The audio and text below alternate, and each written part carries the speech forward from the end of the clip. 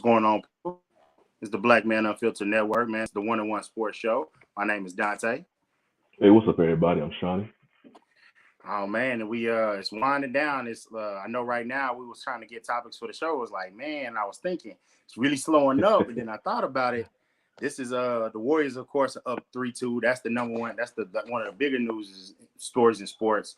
But I just thought about it.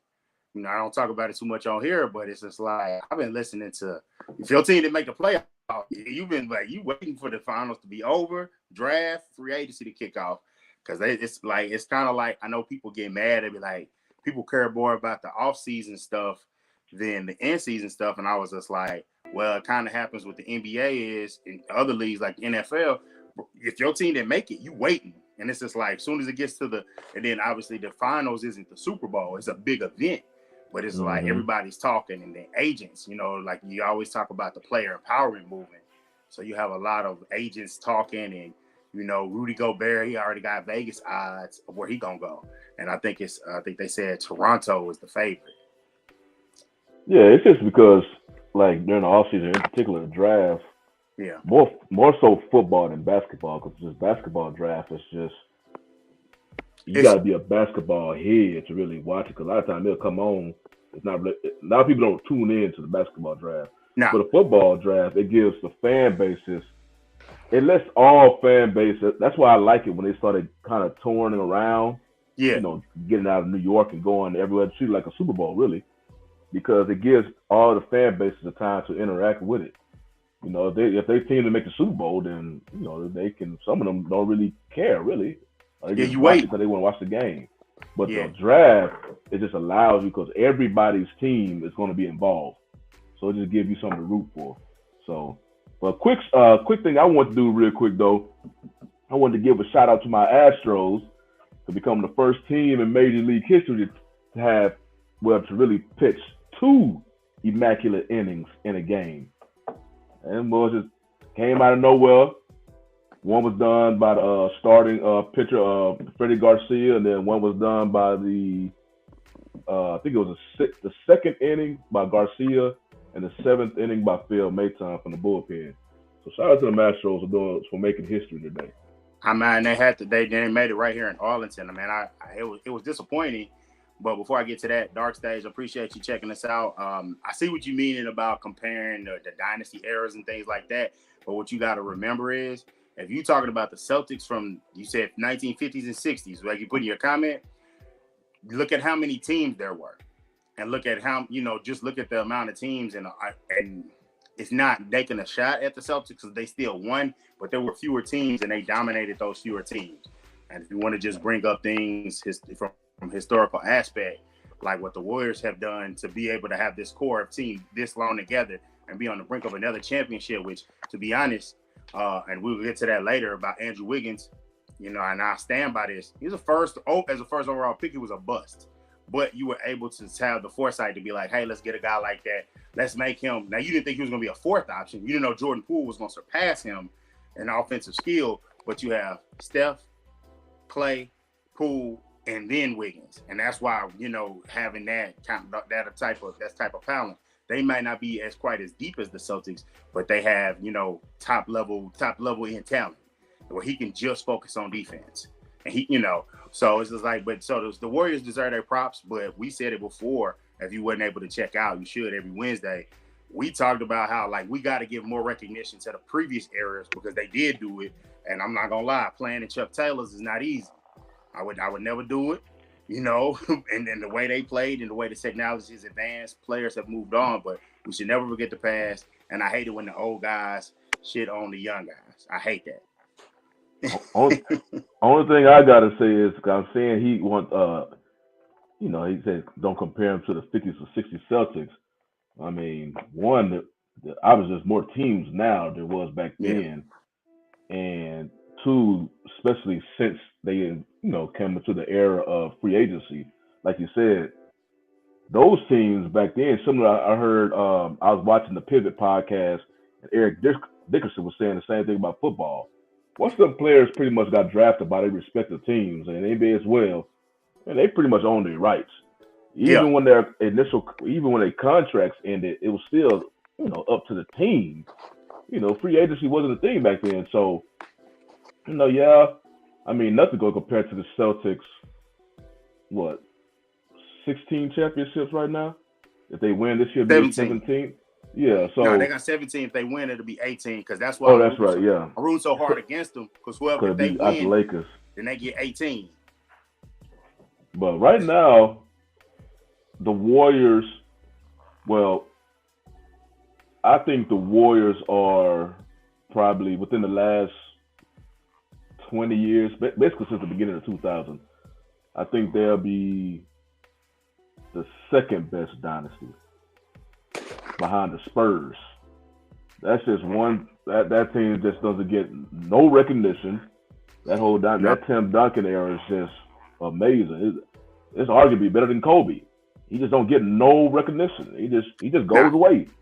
He can challenge Kobe blow for blow and a lot of stuff. So, I mean, that whole thing, and then if they wasn't like, I don't think Tim Duncan missed a playoff in his whole career.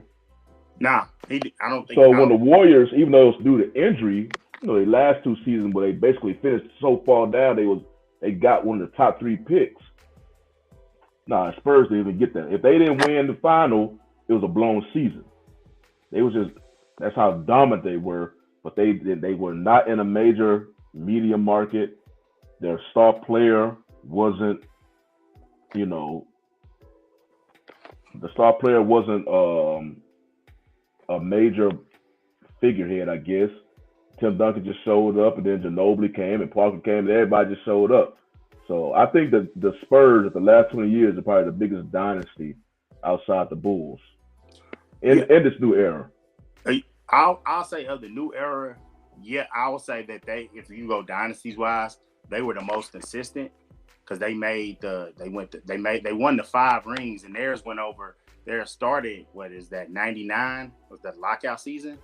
That was when they won their first one.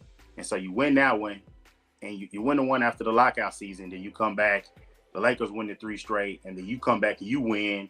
And then it's kind of like they were yo-yoing, and they were staying consistent because you had the great player, and they had the great player, and then you had, being Ginobili and Parker, who end up in their own right.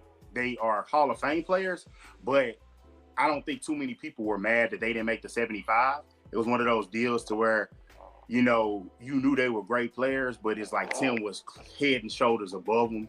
Whereas, you look back at it, and I think there are going to be some people when they make this 100 list, they're going to have to take they're going to have to keep the best of the golden era, like that Celtics, the Bob Cousy's and them, no problem with them staying. But sometimes you're looking at that list and it's just like there's some people from the current era where it's just like we're from the 90s and they made it, and it was kind of like I don't know. And one of them I'll say is Reggie Miller. Reggie Miller is one where it's like Hall of Famer, no doubt. Top 75, I don't know.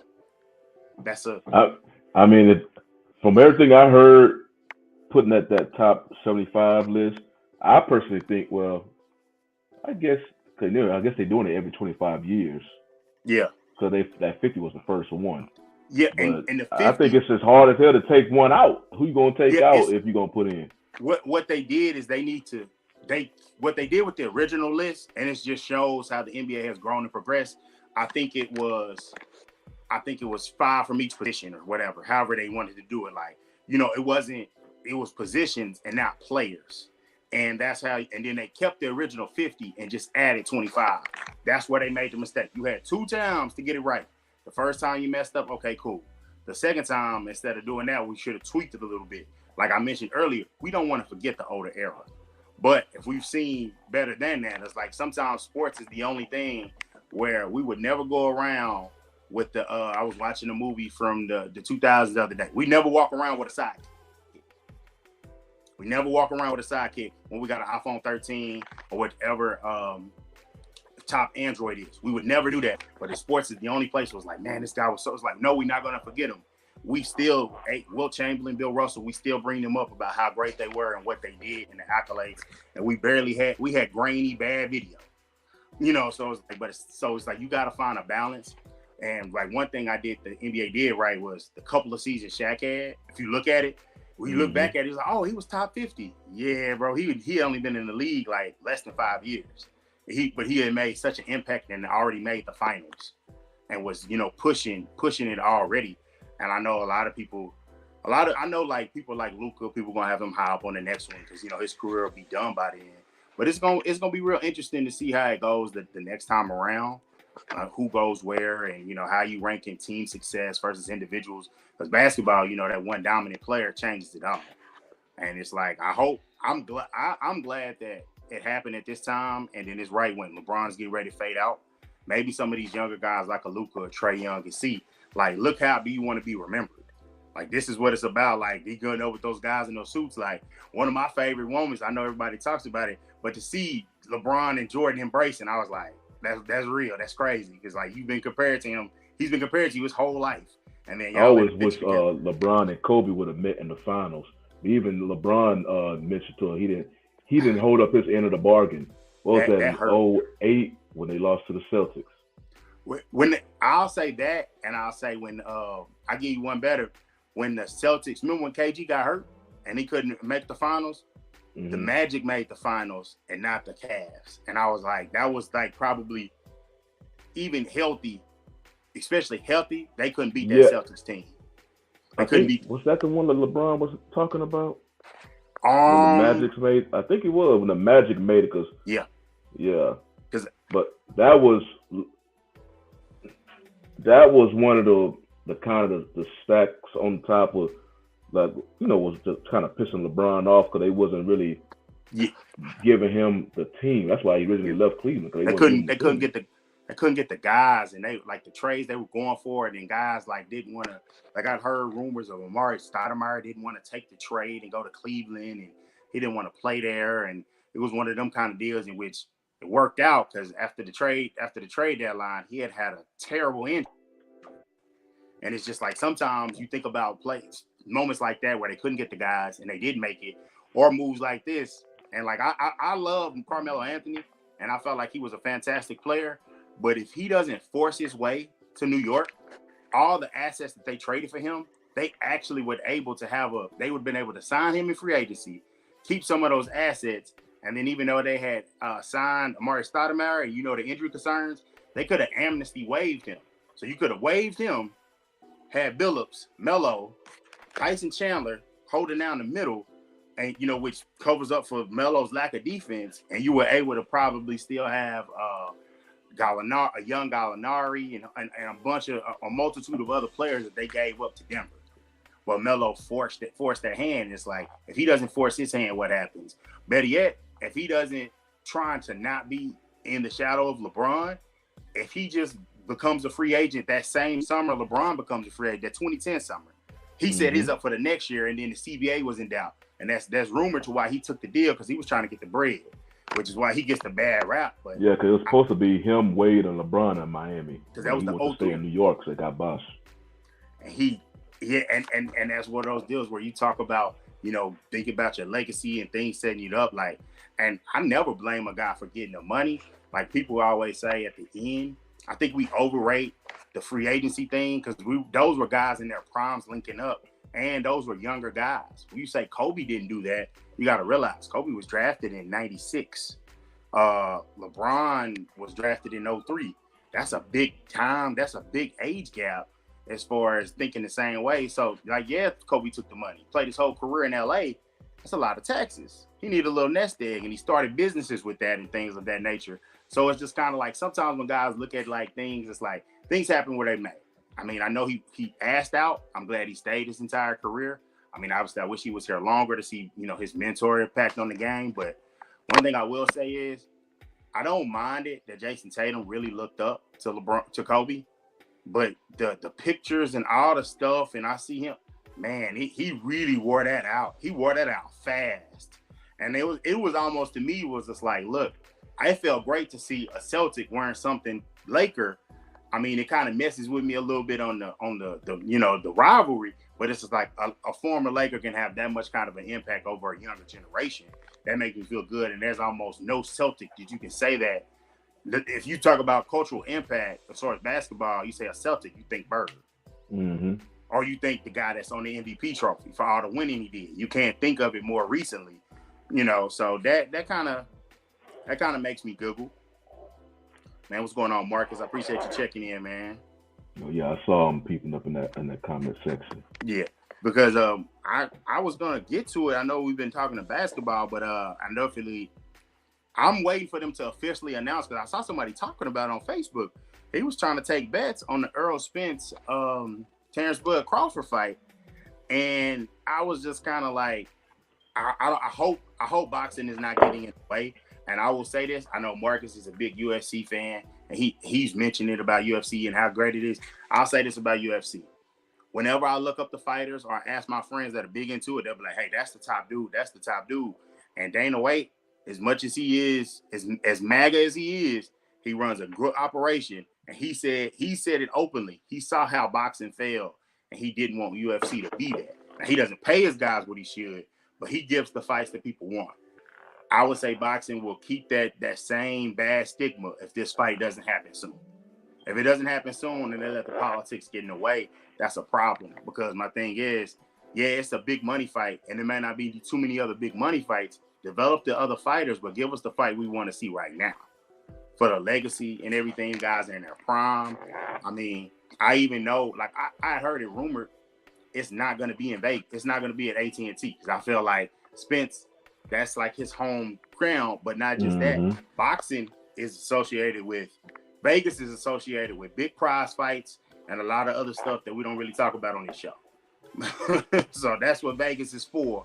So it's like, I hope it happens soon. I hope it's coming. I'd heard October, because October, and that would be perfect, because you have a fight night and then we got NFL the next day. I would love that. Yeah, so with the boxing thing, I know back in the day, during the Tyson and Holyfield era, that boxing was given the fights that people wanted to see. You know, the big stars. And I don't really know what happened from now in between, well, from then till now, how they just, I don't follow boxing as much, but I can just remember that whole, how everybody wanted that Mayweather Pacquiao fight. Yeah. And it literally took them like 5 years, I believe, to even have the fight. Almost like 5 years too late. Yeah. Because it was bubbling. People wanted that fight, and for whatever reason, they just would not do it. Promoters and whatnot. So from that older era, from the Tyson era, that the real popular, it reminded me of how baseball was. How baseball was the sport of the 90s. Boxing had them huge events. And then boxing, just the promoters or whoever just made it, I guess they put money in front of the fights, and you just saw the interest. Like, the only people who really follow boxing now, just really the boxing enthusiasts. Like, you may not have to follow boxing, but you knew the big names. And when the big names were about to fight, you watched the fight. It's like how people watch the Super Bowl. Everybody don't be knowing anything about football, but because it's so big, they want to be in attendance, or they want to go to where they can watch the game. The same thing with those big fights. So I don't know what happened from then till now. But yeah, I was like, so now a lot of boxers, it's just I don't be knowing too much about them. You know, if it's a big one, of course, I'll watch it, but I don't follow it as much. Yeah, it became an age in which technology makes everything so much accessible. I will say this: they did make it seem like it was more difficult to find like good fights. And what I have noticed here recently is the last big championship fight that I was able to watch. It was on ESPN, and I felt like, but it was still one of those deals with my friends, like, hey, such and such fight is on. And I was like, oh, bet. I'm trying to watch a little bit more boxing, because I've seen Bud Crawford fight. I've seen Spence fight, because I was just like, look, I was rooting for Spence off the strength that he's a local kid. And I was like, okay, I'm rooting for him, as his fights at AT&T. And I saw him fight live, and I was like, the fight back from the after the car accident, I was just like, oh, okay, he's a pretty good fighter. And I had heard about him because he had a close ties with the Cowboys. And I know Jerry was trying to make Frisco a place to fight at. And so he kind of attached Earl Spence's name to him, and he got the fight. And then the only thing I don't like is you'll get this like, okay, I'm trying to re-engage and get back into boxing, and then I'll hear people nitpick and be like, well, Spence he doesn't talk a lot of trash. I was like, yeah, but he fights good. It doesn't matter about the spectacle, and we're used to our boxers being like that, but it's like, this is a new era. You have people like that, but then you have people like that, and they're not good, like, you know, or they fell off, like Adrian Brown. It's just like, bro, you were bigging yourself up, and then you just made yourself. What happened to that dude? Yeah, he fell off. And it's just like, come on, bro. So it's like, just give me the guy that's gonna come up and produce. Crawford doesn't seem like he's that type of guy either, but he's basically saying, hey, I'm gonna knock your ass out. And I'm like, cool, let's get in the ring and let's see who does it. And I know before, and that's the thing that keeps haunting boxing, is like, hey, you was talking about your promotion team. And that's the first thing Spence said. Crawford said, hey, no more politics, no more side of the street. Let's get it done. And I'm like, yeah, no more side of the street. He was with who or whatever. And then, you know, it's other boxers, like some of my friends have been telling me about the Charlo twins out of Houston. Mm-hmm. And I was just like, I've seen them fight. I'm like, okay, so it's some fighters to get into it. And I remember Mandrell, he said it one of the early episodes. He was like, yeah, go on, check some fights out, get into it. And I was like, he wasn't lying. It's some, if you look for it, it's some young fighters that you would grow with. I think a lot of it because like it's more, they are, you know, because back then it was a whole, you know, theatrics of it or whatnot, plus the action that went on in the ring. So they had like the stuff that happened during the weigh-ins and all the build up and, you know, and then the fight delivered in the ring. It was a lot of action going on in the ring. I think now the fighters are just primarily fighters. I don't know, but they sound like a lot of them don't, I guess they don't have the personality that would draw people compared to how they were in the past. Yeah. You know, so they just, in the fight, in the ring, you'll see their skill set. You know, but that's if the viewers would get to the ring, you know, they want to feel drawn to the sport. So, you know, it's I guess it's just a new generation of fights. What's up, Jay? What's up, Jay? How about you brothers Shawnee and Dante doing right now? What's up, man? We're just here trying to see what's popping out there in the sports world since right now. You know, well, you still got the finals going on, but that's not going to go on too much longer. Yeah, right. My question is with that, it's because in the past, you know, it's okay. So I know the format now is 2-2-1-1-1. So it used to be the first. So game 1, a day of rest. Game 2. 2 days of rest because of travel day, and so on. Yeah. Well, so usually a whole 7-game series can be played within a 2-week frame. Yeah. It can. This series right now. Yeah, it was never 3. This series right now it's taking forever because it's a 2-day. Only games 3 and 4 is the only games that had a 1-day rest. Every game has had 2-day rest. Yeah. 2-day rest, and that's rare. I don't want to cut you off, Dante. Oh, go ahead. No, I said, no, go ahead, brother. I don't think they did themselves any favors because now I ain't gonna lie. Some of my friends, they were like, "Oh, this series boring, But then when I noticed, I can't help but think you're Mavericks fans. So of course you're watching the team that took you off, knocked you off, and so you ready to get to improve your team because you wasn't expecting to get there. So I can understand you feeling this that way. But outside of game 1. Was exciting, you know. They had to cut the Celtics coming back. I think game 2, I was actually out with the family, but I was bowling so I could watch, and I was like, "Oh, it's a blowout, it's over." So I'll say game 2 was in the bad bag, and actually with it being on Sunday, that's a prime TV night, and everyone like loves to jump and say, "Oh, the NBA ratings are down," and I got this straight from Colin Cowherd, and he has a good point. Okay, so people been locked up for 2 years inside their homes. It's the summer. The pandemic they're not saying it's over, but it's basically over.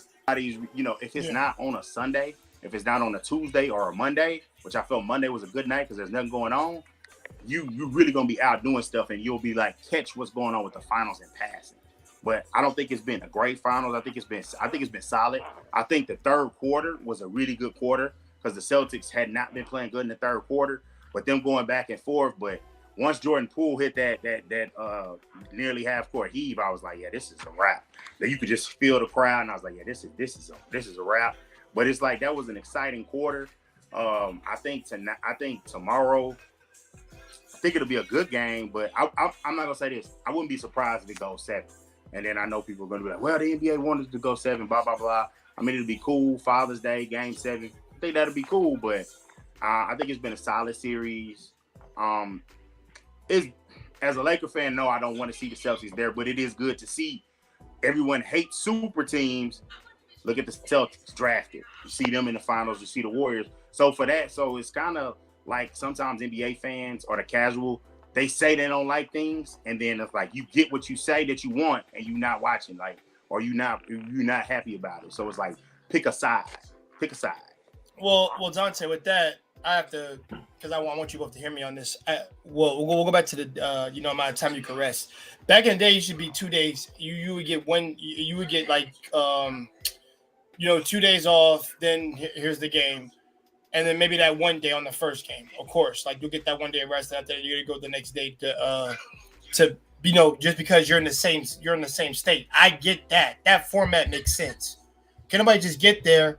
Oh, we ain't got no plan. We can't jump up no plan. And I'm like, yeah, like there's not enough time in preparation. That's why you need that 2 day when you get to a new state.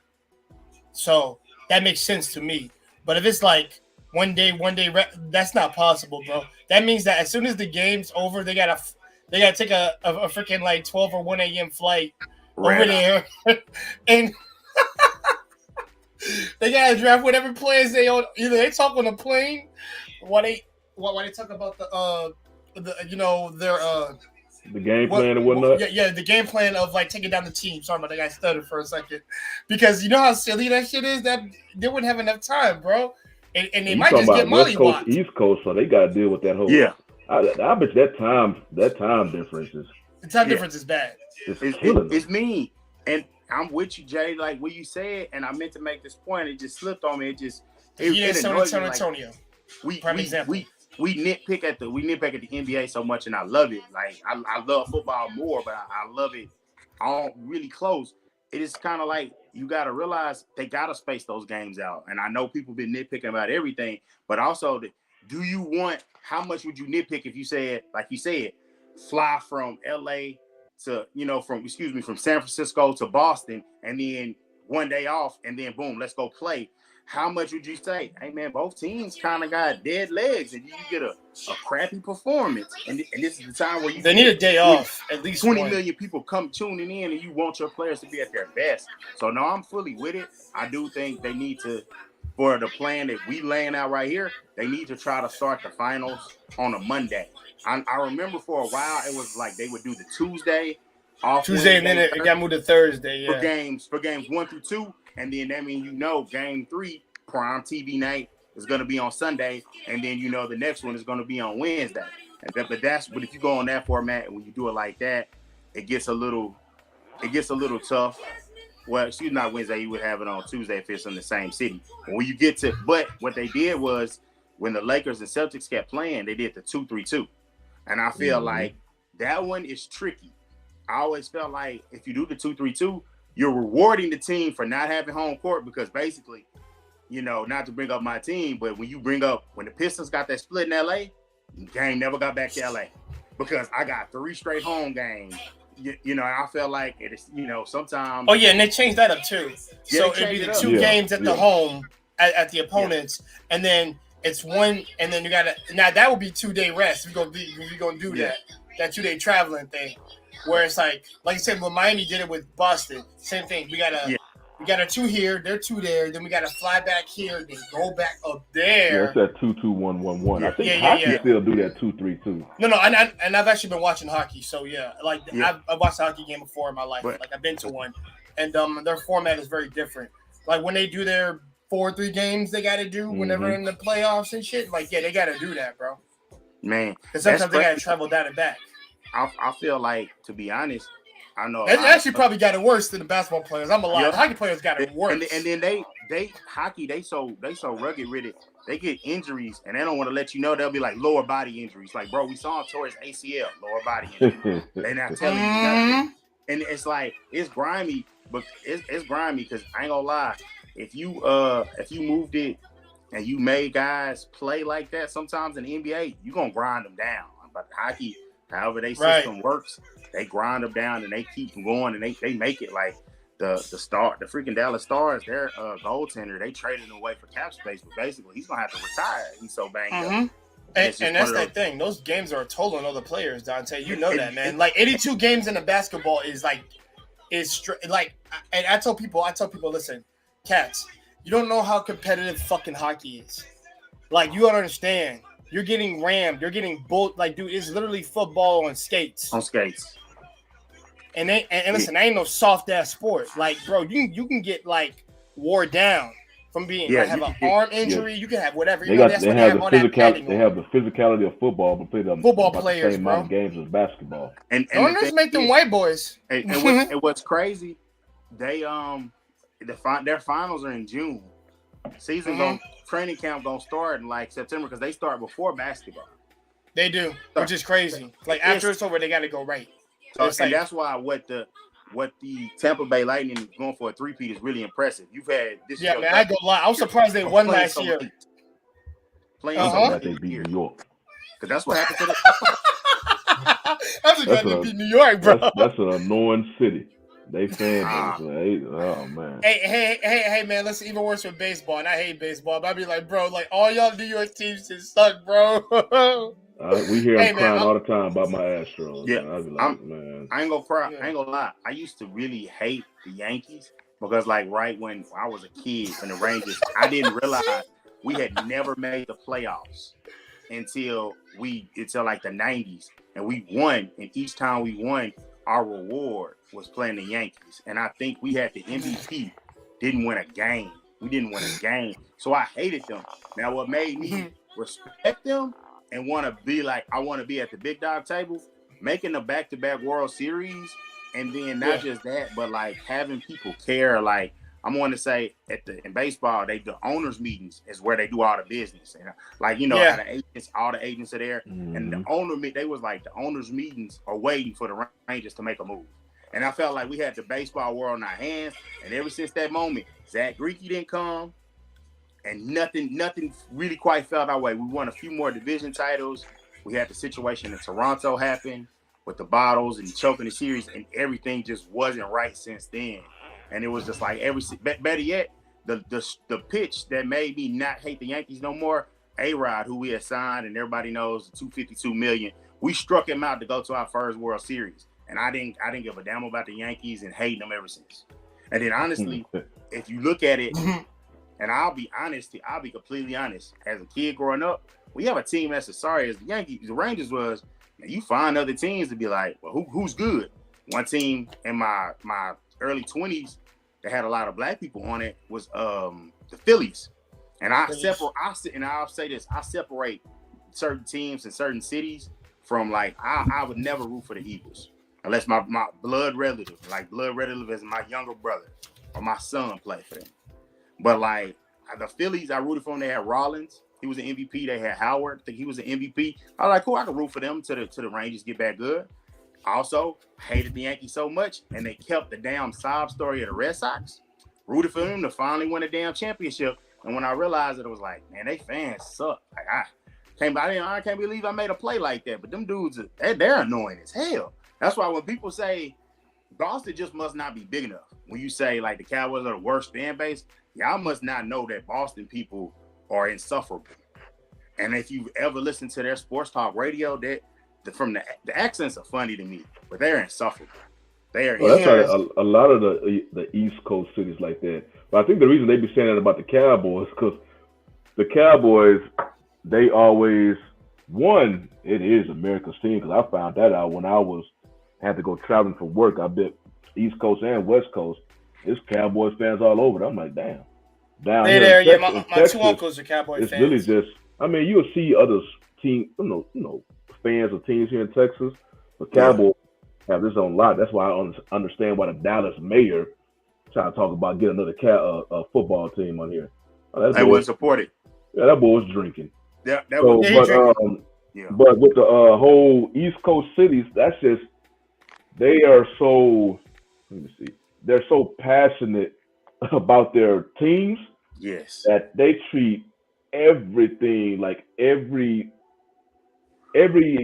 of what happens on the team during the season, they treat like do or die. So if a team is struggling in the beginning of the season, they literally they ready to turn the page and start all over. And then all of a sudden, when it's basically a perfect illustration of sometimes how that fan, but they are loyal. They loyal, but a perfect illustration of how that fan base is that NBA Finals game with Miami when they were losing against the Spurs, so a lot of them left. Yeah. And all of a sudden Miami came back, and here they come knocking on the door because they got locked out the stadium. Well, that's them East Coast teams when they struggling, they ready to damn near get rid of everybody. But all of a sudden they start winning in that same season, or now they beating on their chest. They will overreact off of one win, like you saw that with the Celtics. Win game one, they already talking about sweep. I'm like, man, you won game one off a miraculous fourth quarter, a historic fourth quarter. If you depending on that to happen again, that's why I wasn't really tripping off of game one. Because this series could have been over if it wasn't for that. But that's how they are. I mean, Boston, New York, Philly, they're such passionate fans. When something go bad, they act like the whole world is on fire. And then when something go good, even if it's a brief bit of time, they all all popping bottles. You right. Yeah. But you know what? I want to touch on something Dark Stage said like earlier in the show. Made the comment that they was a one-dimensional team. I was gonna say, Boston is not a one-dimensional team. Offensively, they might be a one-dimensional team, but they are a complete basketball team. That's one of the reasons why Jason Tatum made the first team All-NBA. He stepped up his defense in a major way, and you have the defensive player of the year on your team. Now, it's tough to kind of see that impact because the Warriors, and Steph Curry is just great, but it's not the first time we've seen a first-team All-NBA defender get blown up in the finals. 2001, Dikembe Mutombo was the defensive MVP. Defensive player of the year, and Shaq just destroyed him. That happens at this level. There's great, and then there's just another level.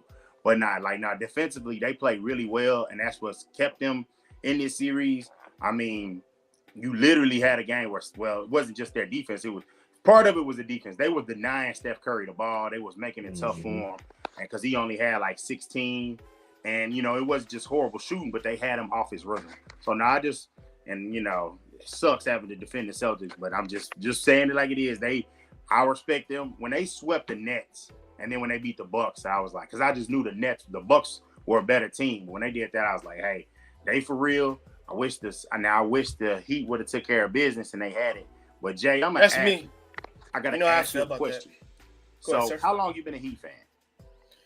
Since Shaq went to Miami, and I noticed Dwayne Wade, and after that became my team. Because remember, when I was younger, I liked all the All-Stars, dude. Bro, you ain't pick a team or whatever. Yeah. I liked Kobe. I liked Iverson, my man Vince Carter, Jason Kidd, Tracy McGrady, like all of them. So I was just a fan of the All-Stars when I was young.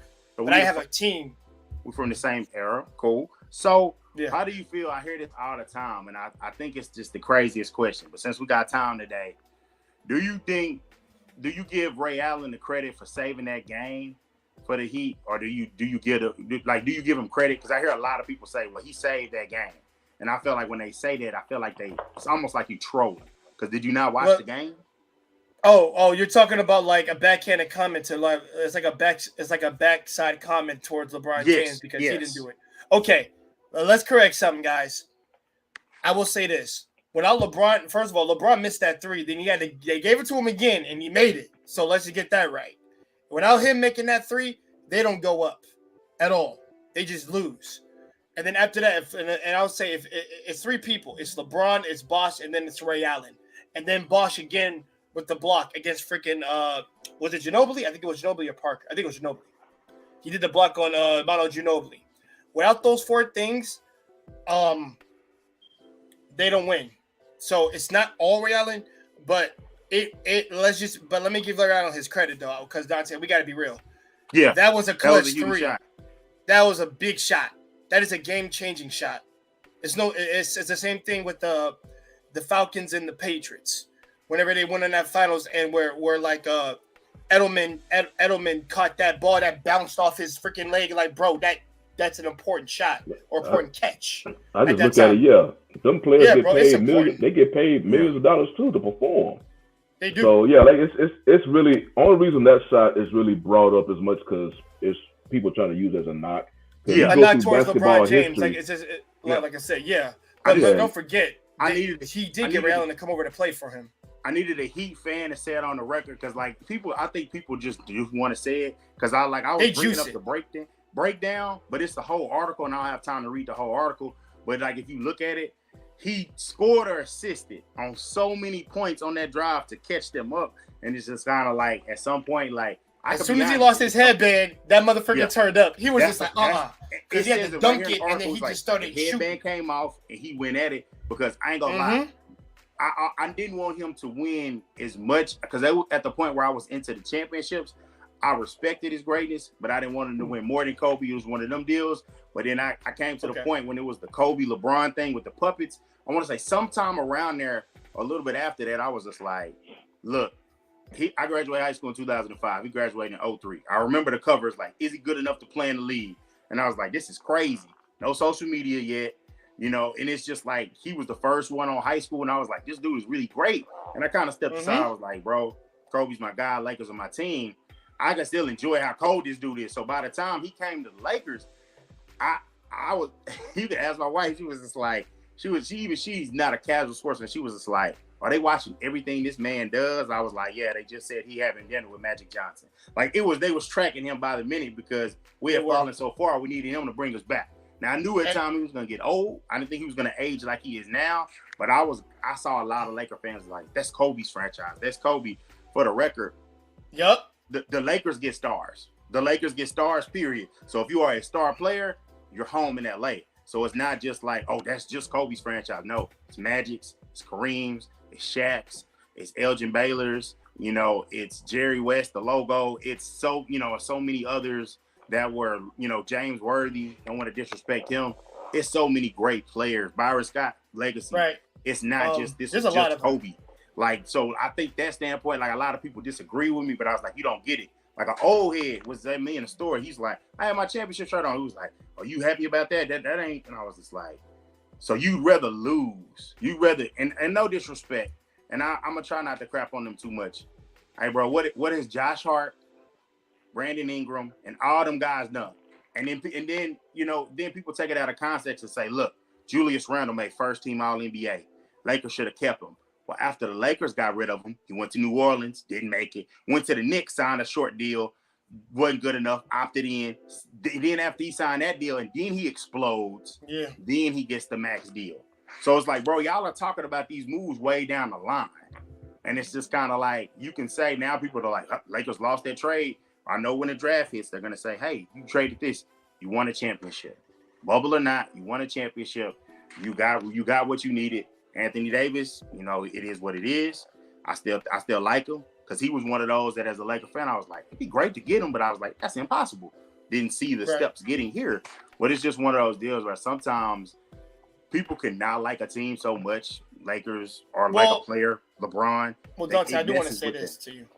I noticed this trend where motherfuckers start winning, kind of like, I guess what they don't want to repeat of is like the Chicago dynasty era, the Celtics era, and Lakers era. Those are the three biggest eras. Spurs might actually be there. They got 5 now, right? We were talking about that before you logged on. Yeah. They got 5. So you could throw them. But the thing is, it's not back to back. We're talking about like you win, break 3 other losses, and then you come back and you win, like that shit. That's what they don't want. And I realized with this whole era, it's like when you start winning too much, they hate that. Like, okay, you're doing too much. I mean, they hate LeBron for that because he has a chosen one on his back. He literally has that tatted on his back. And it's like once you put that on your back, then you gotta. I think you're surmising your myth and your legend of yourself, and I think he has gone a little bit beyond that now because he has 4. What you say about the bubble or not? A win is a win. My team didn't beat their team. So I'm not going to shit on LeBron for that. That's still a W. Now, granted, I will say there's some players on that team in that bubble that ran on the coattails of that W, like Dwight Howard and Danny Green. Whoa. and freaking J.R. Smith. Those three. Dwight Howard was productive. He was No. Dwight Howard has never won anything, so I'll give him a pass, slight pass. But Danny Green has been. I want y'all to understand this. Danny Green has been on the team every time they've won. Toronto. Do I need to go down the list? Toronto, Spurs, Lakers, JR, same thing. Cavaliers. JR was at the end. JR at the end, so I'll say it because they were taking guys. But Danny Green, he was actually a big piece. He didn't deserve no damn ring, though. He was a big Danny Green was a big piece with San Antonio. Not JR, but Danny Green. No, San Antonio, I give Danny Green. That's all him. I give him that. He was lucky to be on a Toronto squad when they got him. And also, but he's a guy that he's a solid enough piece to where he can. Yeah, he's solid. He ain't gonna lock you. He ain't gonna more than JR. I'll take him. He ain't gonna lock you down, but he is going to. Sometimes he's gonna take the beating from defending that really great player and knowing that, man, I defended the mess out of that. Bang, he just put one of y'all out. It's almost like a cornerback in the NFL. Hey, bro, that guy's gonna make a play on you. You gotta brush it off and then go make a play. But his shooting touch, because we needed shooting so bad, he got killed so much for the shooting touch. But I'll say somebody else that got killed, he gets killed by Laker fans, and he shouldn't. KCP, Kentavious Caldwell-Pope, he shouldn't. He took a bad route. Somebody was gonna bring him up. He got a bad route, and Kuzma caught a bad route. And it's just Kuzma I know, but Caldwell-Pope is new to me because I didn't know he got bro. Kuzma got shitted on. I knew that. And he brought it on himself with the clothes and the silly ass outfits. Bro, you can't wear the silly ass outfit or you lose. You can't do it. It's not gonna want to make a fast. Corey, adjust your outfit, man, before you lose. Bro. Yeah, and then it's same thing with perception. Like we talked about this before. James Harden openly, publicly partying after a loss. Like the city, even though you gotta live your life and officially your season is over. Oh yeah, that was wild. Oh well, but you gotta know perception wise, that's gonna be a bad look. At least come in the back door in the limo, no photos. So it'll be like, rumor he was there. You wilding out. Don't matter. Me and Travis Scott, what's good? In the picture, don't matter. So it's like, but some people don't care about the perception or whatever. But I know one thing I wanna do during the NFL season, because I like kind of polling things and seeing what's wrong.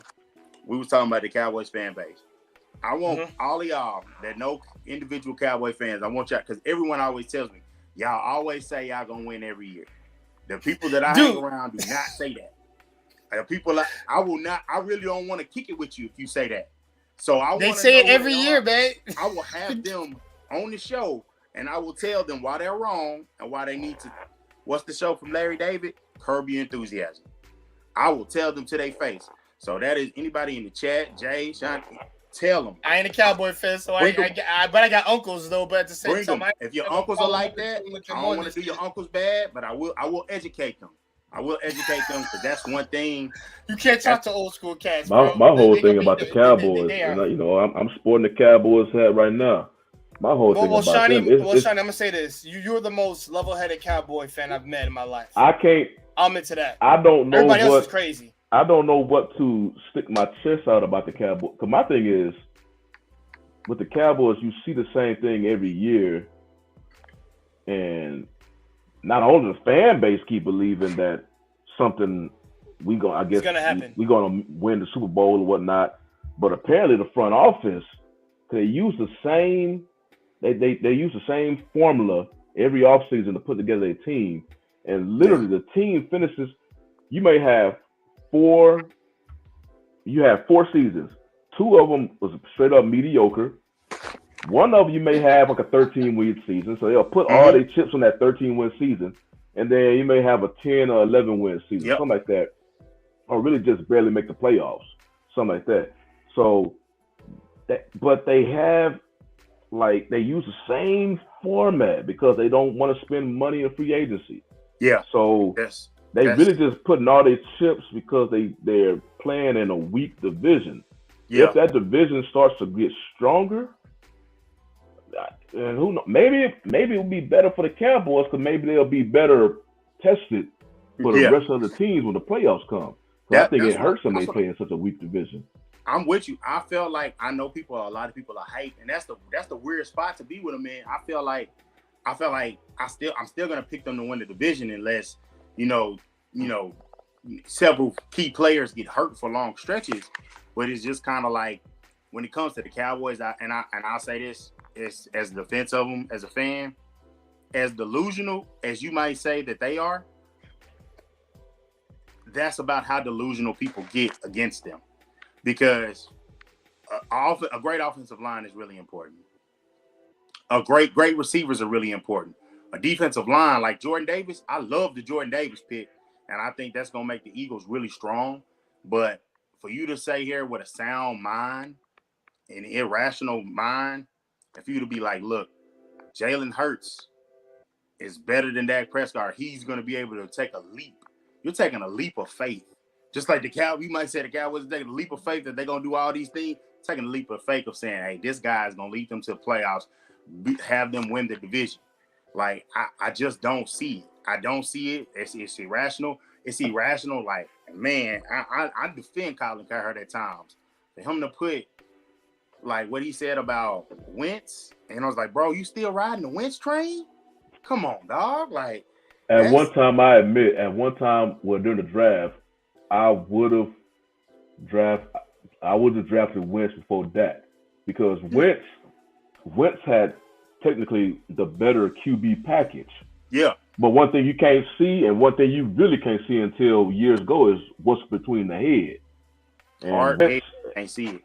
And what you see with Wentz, he's not really a leader, especially the stuff that happened in Philly. And all he did was win and what was that? North Dakota? Yeah, North Dakota State. Yeah. Yeah. And the craziest thing about him is, like, you literally had him, and everyone loves to be like, oh, he didn't win that MVP. He got hurt. He didn't win it. That's the story of his career. He got hurt, and they hang their hat on that. But for them to go ahead. Oh no, you guys talking about Barry Sanders? Or are you talking about we're talking about Carson Wentz. Oh, okay. But for you to be like, okay, this guy won the Super Bowl, and we can say it like, look, it was fluky because the dude that won it got the job and was able to. He lost the job again, and they gave it back to Wentz. But you built a statue of the backup in that house. You built a statue for the backup. And did you think that was gonna mess with? Now, yeah, homie should have been more mentally tough. Like for me, if I had his skill set and ability, I'd have been like, you know what? I'm gonna build a trophy of him. I'm about to win 2 MVPs and win a ring. So I'll be like, hey, take that shit down. I'm the guy. But you did that and you destroyed him. And then you said, you know what? Get rid of Foles, who kept being just pedestrian. And then Wentz was just not, he was just okay. I mean, I think he led them to the playoffs that year, but you could clearly tell, like, I think he led them to the playoffs that year, and it was like, it's just not gonna happen. Yeah, because it was the Cowboys versus them for the game, and that was his last good moment.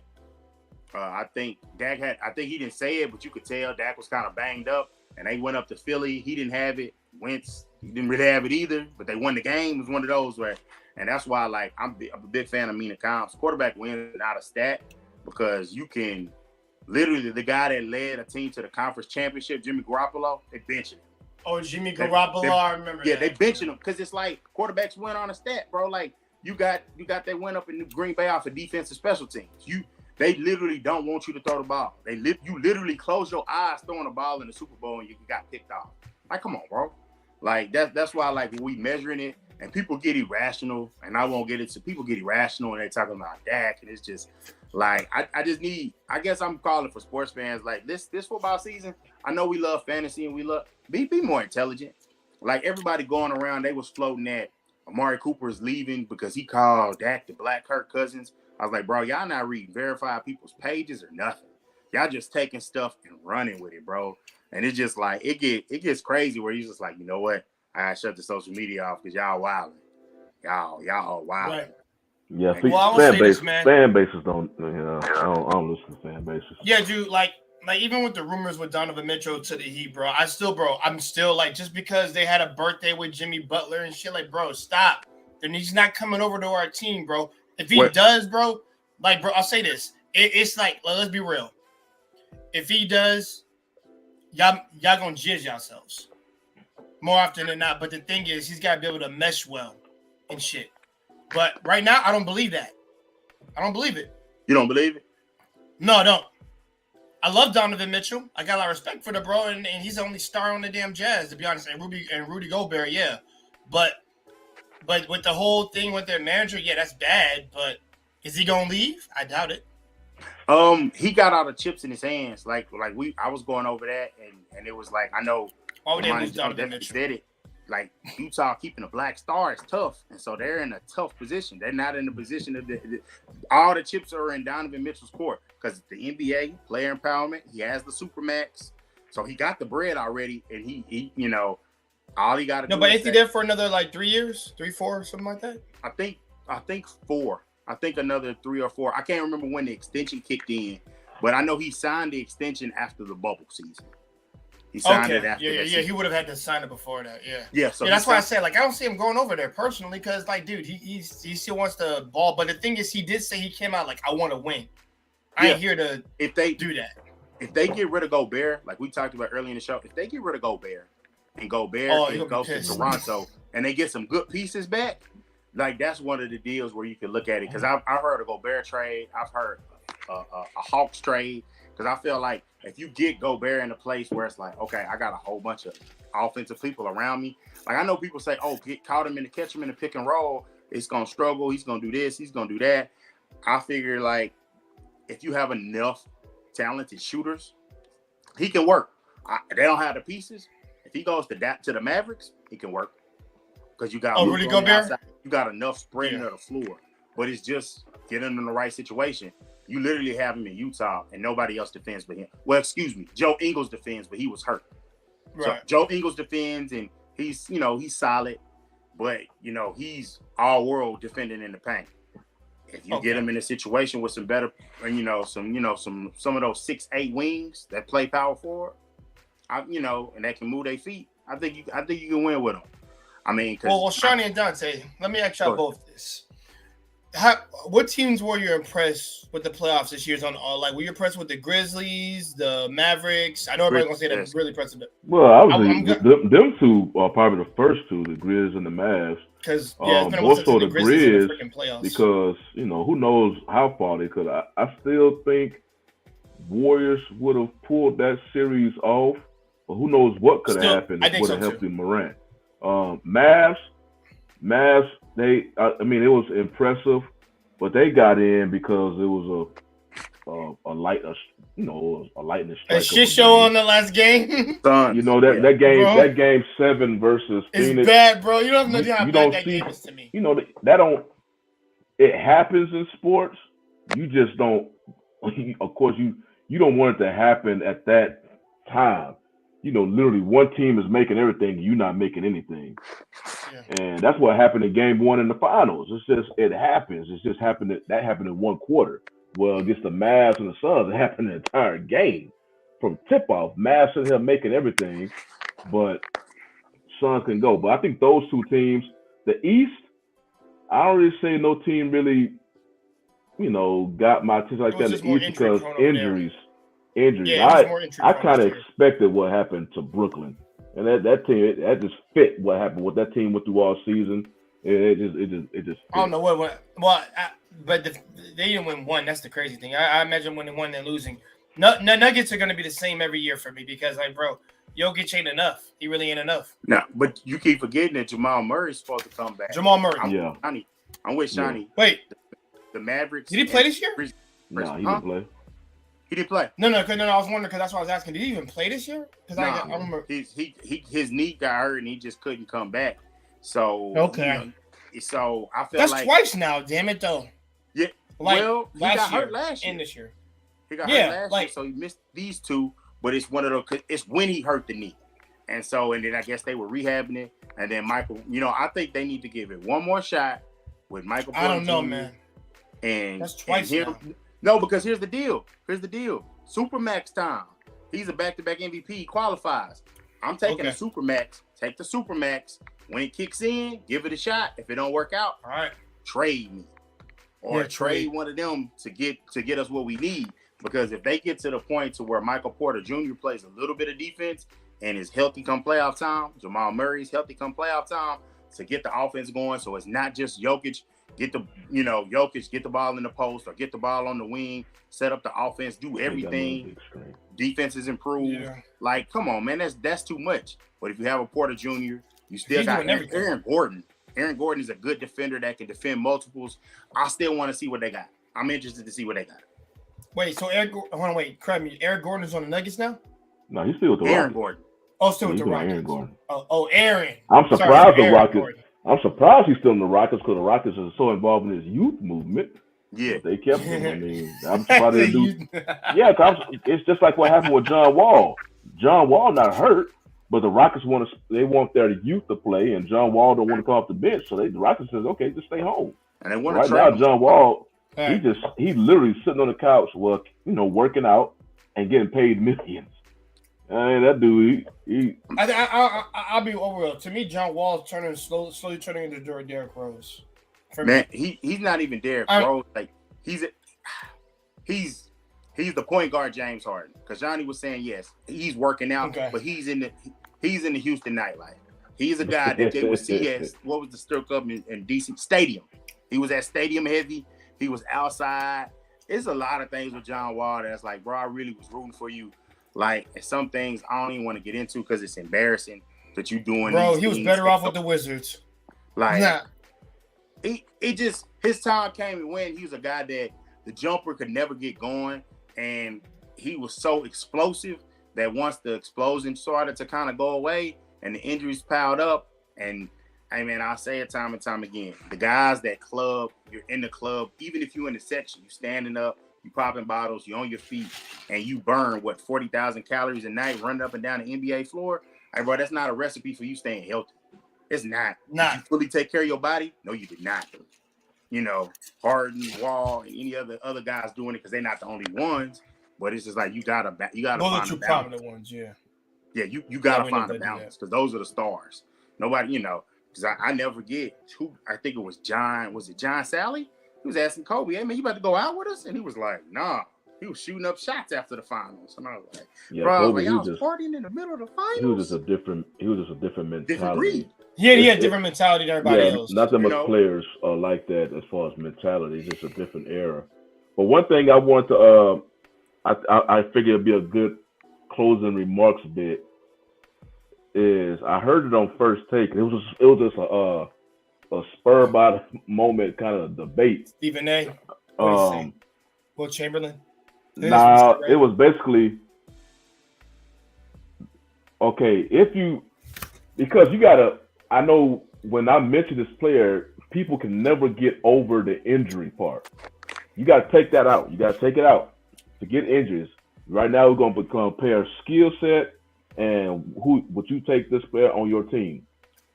If both players are 100% healthy, would you take Anthony Davis or Luka Doncic? You said 100% healthy? Yeah, it's like you basically you taking the health out and just going straight by skill set and what they gonna bring to your team. I'm taking Anthony Davis, and I know it's not the popular thing, and I know the Laker fan chose it, and I'll pick him for this.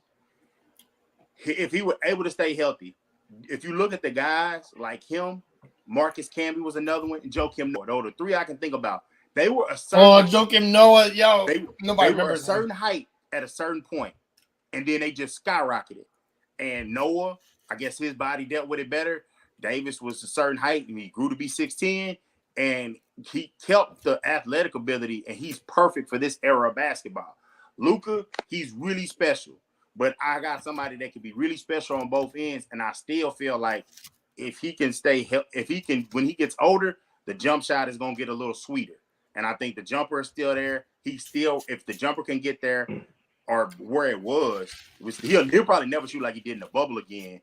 But the athleticity to switch 1 through 5 and not just I can hold my ground, but no, I can make it hard for you. I can make it real hard for you. Well, hold on. I hate to make it, and damn, this will come at the end of the show too.